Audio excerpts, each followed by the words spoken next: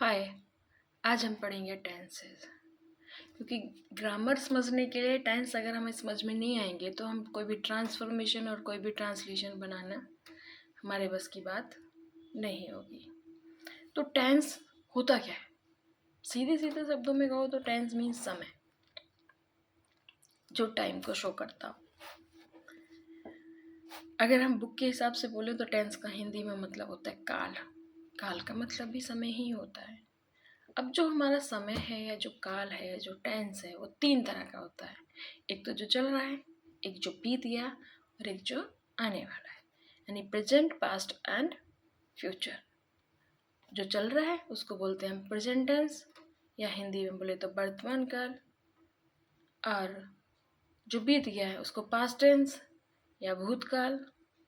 और जो आने वाला है उसको भविष्य काल। या दूसरी तरह से हम बोले जो है शब्द जिसमें आता है जिसके भी पीछे आ रहा है वो प्रेजेंट है, था जिसके भी पीछे आ रहा है वो पास्ट है, और गा जिसके भी पीछे आ रहा है वो फ्यूचर है।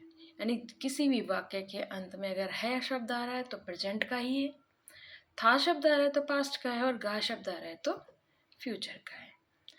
अब ये जो हमारे हैं तीन टेंस, प्रेजेंट, पास्ट, फ्यूचर। अब इन तीनों के भी 4 टाइप्स होते हैं। यानी प्रेजेंट तीनों का इंडेफिनिट, कॉन्टिन्यूस, परफेक्ट और परफेक्ट कॉन्टिन्यूस। जैसे यहाँ पे मैंने नाम भी दिया है प्रेजेंट इंडेफिनिट, या हम इसको सिंपल प्रेजेंट टेंस भी बोलते हैं। एंड सेकंड नंबर पे प्रेजेंट इम्परफेक्ट, प्रेजेंट कॉन्टिन्यूस या प्रेजेंट प्रोग्रेसिव। तीनों ही नाम है, इसका मतलब है कि काम चालू है अभी लेकिन ख़त्म नहीं हुआ है। प्रेजेंट इंडेफिनिट में हम ता है, ती है का यूज़ करते हैं। एंड प्रेजेंट कॉन्टिन्यूस में हम रहा है, रही है का यूज़ करते हैं। एंड थर्ड नंबर पे है प्रेजेंट परफेक्ट, जिसमें काम हो चुका है। एंड फोर्थ नंबर पे है प्रेजेंट परफेक्ट कॉन्टिन्यूस, जिसमें स्टार्टिंग तो बताई गई है कि कब से शुरू हो रहा है, लेकिन ये नहीं बताया गया ये कब ख़त्म हो रहा है। तो जैसे हमने देखा अभी कि प्रेजेंट के जब 4 हैं तो पास्ट के भी 4 होंगे और फ्यूचर के भी 4 टेंस होते हैं। तो 4 4 अगर हम 3 जगह में लाएं तो कुल मिलाकर टेंस की संख्या हो गई हमारी 12। 3 इंटू 4 कर लो तब भी 12 ही होगी। ठीक है। तो जो सबसे पहले हमारा टेंस आता है प्रेजेंट का, प्रेजेंट इंडेफिनिट, पहले उसको समझेंगे। क्योंकि एक साथ 12 सेंटेंस को समझना और 12 के 12 का affirmative, negative, interrogative plus negative समझ पाना पॉसिबल नहीं है। तो अगर एक एक सेंटेंस को समझेंगे आप तो हमारे लिए अफर्मेटिव बनाना, नेगेटिव बनाना, इंट्रोगेटिव बनाना या वॉइसेस बनाना, नरेशन करना, ट्रांसलेशन करना, ट्रांसफॉर्मेशन करना सब इजी हो जाएगा। क्योंकि जब तक हमें टेंस की पहचान नहीं होती ये कौन सा टेंस है तब तक हम समझ नहीं पाते ये किस में जाएगा। तो 12 टेंस जो है वो ये इस तरह से कह लीजिए कि एक घर बना रहे हैं, अगर हमने नींव नहीं बनाई तो बेकार है। अगर हम इंग्लिश पढ़ रहे हैं और हमें ये 12 टेंस नहीं आते हैं तो इंग्लिश परफेक्टली तो हमें नहीं आएगी। ठीक है। तो सबसे पहले प्रेजेंट इंडेफिनिट टेंस है, जिसकी पहचान है कि इस टेंस की अगर हिंदी में हम हिंदी करें और टेंस के अंत में हम जब देखेंगे तो अंत में ता है, ती है, ते है, तो है इत्यादि शब्द लगे रहते हैं। यानी इस वाक्य में सबसे पहले सब्जेक्ट लगा रहता है, उसके बाद में मेन वर्ब लगाते हैं हम उसको। और मेन वर्ब का हम मुख्य जो मेन वर्ब जो होती है, यानी वर्ब की आपको पता है कि 5 फॉर्म्स होती हैं, first, second, third, fourth and fifth. First जो मेन वर्ब का ओरिजिनल रूप होता है, पास्ट जो गुजरा हुआ समय है, एंड थर्ड जो परफेक्ट में चला गया, एंड फोर्थ जिसमें हम ING लगा देंगे, एंड फिफ्थ जिसमें SEIES लगाते हैं, जिसको मैं किसी एक जो वीडियो छोटी होगी उसमें बता दूंगी। अनुवाद का नियम क्या है कि सबसे पहले कर्ता यानी सब्जेक्ट, उसके बाद वर्ब का मूल रूप प्रयोग हो, मूल रूप में मेन वर्ब यूज होगी या फर्स्ट फॉर्म यूज होगी। और उसके बाद हम ये देखेंगे सब्जेक्ट हमारा सिंगुलर है तो वर्ब की फर्स्ट फॉर्म के साथ SEIES यूज करेंगे। और अगर यदि हमारा सब्जेक्ट प्लूरल है तो वर्ब की फर्स्ट फॉर्म ही यूज़ करेंगे, एस या एस उसके साथ हम यूज़ नहीं करेंगे। जैसे एग्जाम्पल देखिए आप, मैं खाता हूँ, आई ईट, हम लोग खाते हैं, वी ईट, तुम या तुम खाते हो, यू ईट, वह खाता है या खाती है, अगर वह खाता है तो ही ईट्स, अब वह कितना, एक, और अगर लड़की खाती है तो शी ईट्स। तो आपने देखा आई फर्स्ट पर्सन है, वी प्लूरल है, यू प्लूरल है, तो हमने इन तीनों ही, और इसीलिए मैंने एक ही वर्ड लगातार 5 सेंटेंस में यूज़ किया है, जिससे कि हमें पता लगे कि एस हमें किस, एस या ई एस हमें किस वर्ब में लगाना है, किस सब्जेक्ट को देखकर लगाना है। तो देखिए यहाँ पे ही सिंगुलर है और एंड सेकंड नंबर में काउ सिंगुलर है।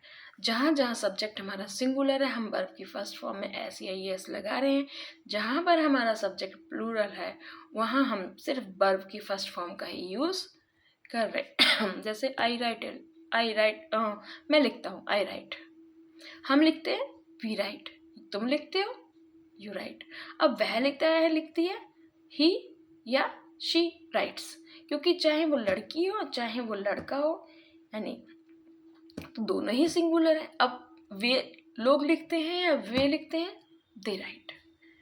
तो मैंने इसीलिए अलग अलग वर्ब यानी वर्ड्स अलग अलग यूज़ नहीं किए, सीधे सीधे एक जैसे ही वर्ड यूज़ किए जिससे कि आपको समझ आ जाए। अब इन टेंसेस की अगर आप ट्रांसलेशन करेंगे तो क्या हो जाएगा, मैं स्कूल जाता हूँ, आई गो टू स्कूल, हम लोग सिनेमा देखते हैं तो वी सी या वॉच सिनेमा, तुम लोग खेलते हो, यू प्ले, तुम बाजार जाते हो, यू गो टू मार्केट।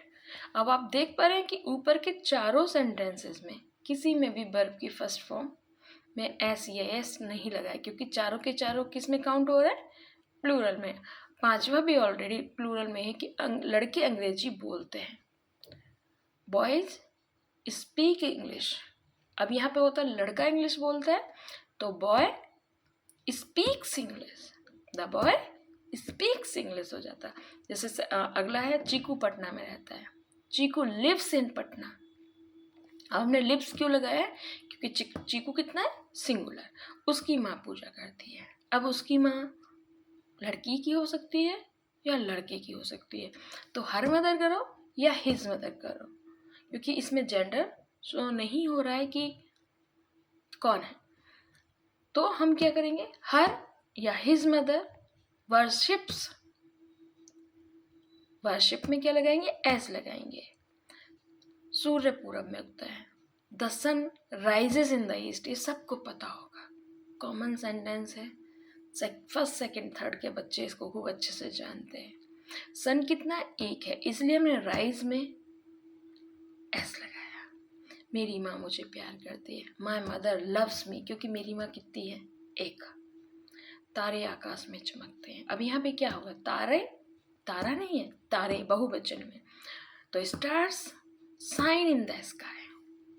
लता मधुर गाना गीत गाती है, Lata sings a sweet song, Lata कितनी है, एक, तो हमने जो सिंग है उसमें एस लगाया है। सेम ऐसे ही है, I get up early in the morning, इसको हिंदी में ट्रांसलेट कीजिएगा, मैं सुबह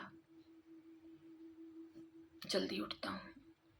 ही ईट्स, ही क्यों, ही के साथ ईट्स क्यों आया, क्योंकि ही सिंगुलर है, ठीक है। तो आप कोशिश कीजिए, उसके बाद आपको समझ में। अब इसका जो निगेटिव है, दो ही सेंटेंस ऐसे हैं जिनका नेगेटिव बनाना किसी भी स्टूडेंट के लिए ज़्यादा हार्ड पड़ जाता है, एक तो present indefinite and second past indefinite. बाकी जो 10 सेंटेंस हैं उनको नेगेटिव बनाना हार्ड नहीं होता है, क्योंकि सब के सब में एक हेल्पिंग वर्ब अवेलेबल होती है।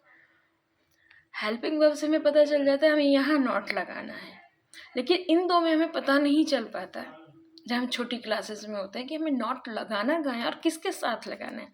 तो जनरली हम सब्जेक्ट के बाद डू नॉट या डज नॉट प्लस वर्ब की फर्स्ट फॉर्म लगा कर निगेटिव बनाते हैं, लेकिन उससे पहले हमें ये देखना पड़ता है कि सब्जेक्ट सिंगुलर है तो डज नॉट, या ये मान लीजिए कि किसी की वर्ब की फर्स्ट फॉर्म में एस या ई एस लगा हुआ है तब भी हम डज नॉट लगाएंगे, और अगर हम डज नॉट लगाएंगे तो उसका जो एस या ई एस है उसको वहाँ से हट जाएगा, क्योंकि वो डू में उठ के आ जाएगा। अगर प्लूरल है तो फिर कोई चक्कर ही नहीं है, सीधा डू नॉट का यूज़ करते हैं, उसके बाद मेन वर्ब आती है, और एस या एस जैसे मैंने पहले ही बताया उसको हम फिर जोड़ते नहीं, क्योंकि निकाल देते हैं, क्योंकि वो डू में ऐड ऑन हो गया, इसीलिए वो डज हुआ है। और जो वर्ब है अपनी बेस बसे नहीं है यहाँ पे, बेस फॉर्म में ही रहती है। बेस फॉर्म ये फर्स्ट फॉर्म में ही रहती है। एग्जाम्पल देखिए, मैं दही नहीं खाता हूँ, I don't eat curd. And fourth को देखिए, मैं वह स्कूल नहीं जाती है, she does not go to school. अब अगर हम बोले वह स्कूल जाती है तो क्या हो जाएगा, सी गोज टू स्कूल। अब जो गोज था उसका जो ये एस था हमने वो निकाल के टू में लगा दिया, इसलिए डज नॉट हो गया।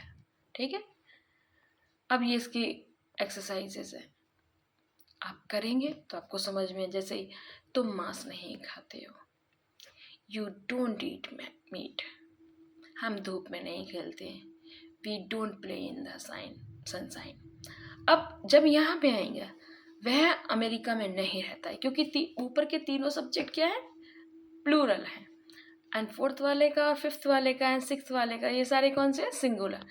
तो वह अमेरिका में नहीं रहता है। अगर वो हम कहें कि वह अमेरिका में रहता है तो क्या लिखेंगे हम, ही लिव्स इन अमेरिका। अब हम क्या करेंगे, लिव्स का एस निकाल लेंगे, he does not live in America. ठीक है, इसके फिर ये है, आई डोंट स्मोक, मैं धूम्रपान नहीं करता हूँ, ही डजंट ईट मीट, वह मांस नहीं खाता है। अब इसका इंट्रोगेटिव में वही दिक्कत है जो मैंने बताई थी अभी, कि बाकी सबका इंट्रोगेटिव बनाना बहुत आसान है। हेल्पिंग वर्ब ली, आगे उठा के सबसे पहले रख ली, उसके बाद हम सब्जेक्ट को रखते हैं, उसके बाद हम मेन वर्ब को रखते हैं, एंड अदर ऑब्जेक्ट और अदर कॉम्प्लीमेंट वगैरह। लेकिन इनमें तो हमें देखना पड़ता है कि डू आएगा, डज आएगा या डिड आएगा, क्योंकि इन दोनों ही sentence, past indefinite and present indefinite में, दोनों में कोई भी हेल्पिंग वर्ब अवेलेबल नहीं है। तो इंट्रोगेटिव सेंटेंस बनाने में हम डू या डज को सेंटेंस के शुरू में यूज करते हैं, उसके बाद में सब्जेक्ट लगाते हैं, और अंत में एक क्वेश्चन मार्क यानी नोट ऑफ इंट्रोगेशन या प्रश्नवाचक चिन्ह का प्रयोग अवश्य करते हैं। डू या डज का यूज सब्जेक्ट का सिंगुलर नंबर या प्लूरल नंबर देखकर ही करते हैं, जैसे कि आप देखते आ रहे हैं। जैसे, क्या मैं झूठ बोलता हूँ, डू आई टेल अ लाई, क्या तुम धूम्रपान करते हो, डू यू स्मोक। ये दोनों थे हमारे प्लूरल। अब क्या सोनी गीत गाती है, does Soni sing a song. अगर हम कहें सोनी गीत गाती है तो सोनी सिंग्स अ सॉन्ग, तो जो सिंग्स में जो एस था वो निकल के हमारा कहाँ चला गया, डज में चला गया।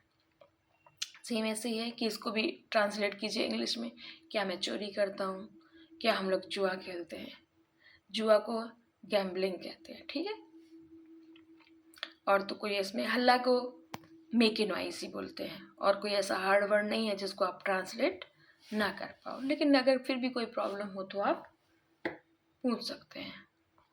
इसको आप हिंदी में ट्रांसलेट किए, डज शी टेल अ लाई, क्या वह झूठ बोलती है, does she speak the truth, क्या वह सच बोलता है, do they work on time, क्या वह अपना समय पर कार्य करते हैं। तो इनको हिंदी में ट्रांसलेट करिएगा ज़रूर, तभी ये सेंटेंस आपको समझ में आएगा। And thank you for watching this. अगर समझ में आए, अच्छा लगे तो लाइक कीजिएगा, और जिनको ज़रूरत है, जिनको ये सेंटेंस समझ नहीं आ रहे हैं, या टेंस प्रेजेंट इंडेफिनिट या प्रेजेंट के या सारे ही टेंस समझ नहीं आ रहे हैं, उनको शेयर कीजिएगा।